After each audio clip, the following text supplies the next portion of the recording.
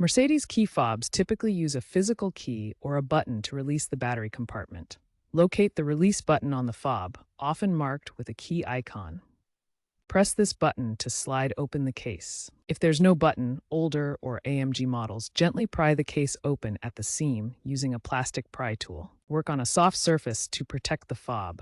Note the orientation of the internal components for easier reassembly. Be careful not to use excessive force, which could damage the case or internal electronics. Newer models, post-2020, have improved water resistance, so ensure a tight seal upon reassembly.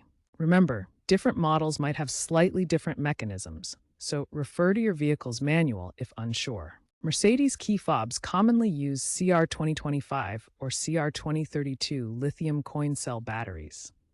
Check your vehicle manual or the old battery to confirm the correct type. These batteries offer a long shelf life of up to 10 years and are readily available. Once the case is open, remove the old battery, noting its orientation with the positive side up. Insert the new CR battery in the same orientation.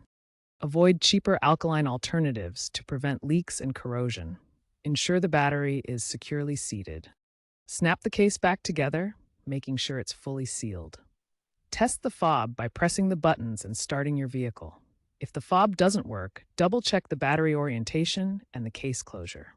In rare cases, reprogramming at a dealership might be needed. To extend battery life, avoid extreme temperatures and consider replacing the battery every 1 to 3 years.